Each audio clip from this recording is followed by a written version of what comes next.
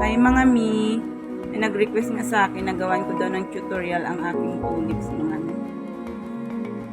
Una mga mi, kumuha ako dito ng dalawang paciwire, color pink yung ginamit ko dito mga mi na kulay. Tapos dito mga mi, bend lang natin yung ating paciwire. Paganito. Tapos yung isa mga mi, ikat lang natin. Tapos yung kalahati, natin din i-bend mga mi. Ganyan din yung gagawin natin sa isa. Pasensya na mga mi at medyo malakas ang ulan, medyo maingay siya. Tapos mga mi, ipuka lang natin at packing natin yung dalawang paciwire. Tapos yung isang mahaba mga mi, gawin lang natin siyang pantali dito sa taas. Ikutin lang natin siya ng dalawang bisis. Tapos ibaba lang natin dito sa gilid. Ayusin lang natin mga mi para magpantay yung ating dahon.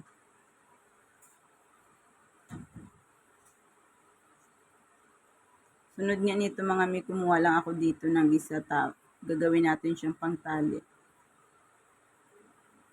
Ito yung first layer natin mga mi ng ating tulips. Pinutulan ko na din siya dito mga mi. Ayusin lang natin siya mga mi. Tapos binend ko na siya papasok mga mi. Hindi naman yan mamaya makikita pag naayos na natin siya at nalagyan ng glugan. 3 piraso nga ang ginawa ko nito mga mi. Ito yung ating first layer. Sunod nga nito, kumuha din ako ulit ng 3 pieces na paciwire. Tapos binend ko rin siya mga mi. Ito na yung second layer ng ating petals mga mi ng tulips. Pasensya na at nabubulol ako. Hatiin rin natin yung isa dito mga mi. Tapos i-bend rin natin siya. Kung ano yung ginawa natin dun kanina sa first layer, ganun din yung gagawin natin dito. Ipatunin natin yung dalawang paciwire. Bali yung isang mahaba pala mga mi, dito yan sa pinakailalim.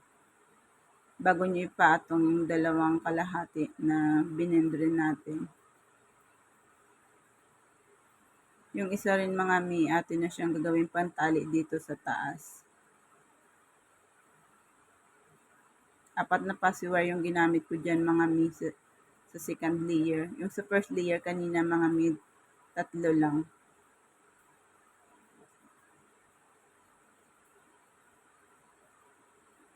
Babaan natin yung paciwire dito mga mi sa magkabilaan. Tapos itatali rin natin siya dito mga mi.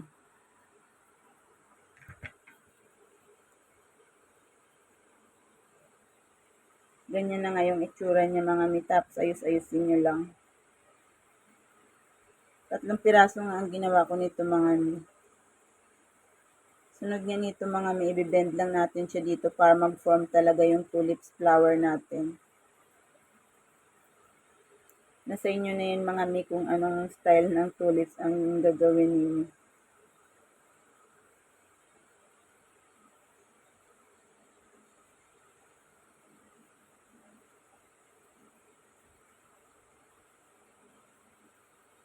Medyo malakas ang ulan dito sa amin ngayon mga mi, kaya medyo maingay talaga. Pasensya na. Sunod nga nito mga mi, ang first layer natin, ilagyan lang natin siya ng glue gun. Tapos idikit natin itong isa.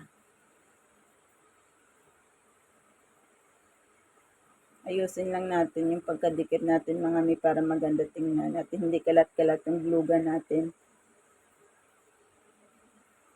Sunod nito mga mi, lagyan ko na rin ng glue gun yung dito sa pinakagitna. Ilalagay natin yung ating floral wire.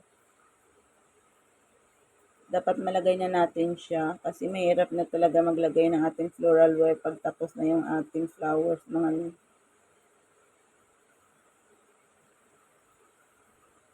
Ilalagay na rin natin yung last petals nito mga mi.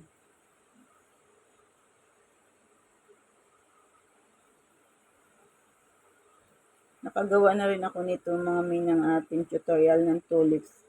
May nag-request lang talaga sa akin na gumawa daw ulit ako ng tutorial ng tulips kasi hindi niya daw talaga makita-kita yung tutorials ko nito. Ganyan na yung itsura niya mga mi.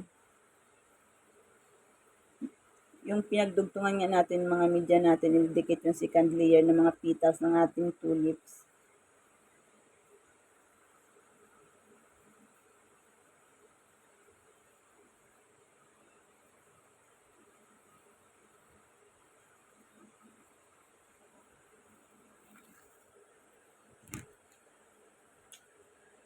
Dahil nga mabait ako mga mi, ayan gumawa ulit ako ng tutorials.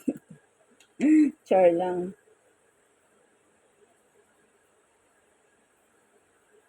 Dikit natin yung pang last petals natin mga mi. At ganyan na yung itsura niya mga mi pag natapos na yung ating tulips flower. Medyo namamaos ako mga mi kasi naulanan talaga ako kanina. Umuwi kasi kami dun sa Balugo sa bahay namin.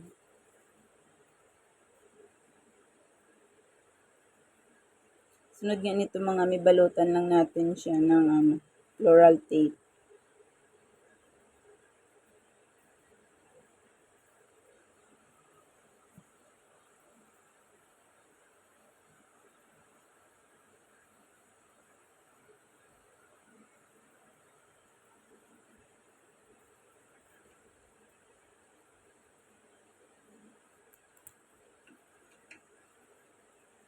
At ganyan na nga yung itsura niya mga mi pag natapos na ang ating tulips, tulips, tulips flower. Pasensya na mga mi at nabubulol talaga ako kasi nga medyo masama yung boses ko. Thank you for watching and see you in my next tutorial video.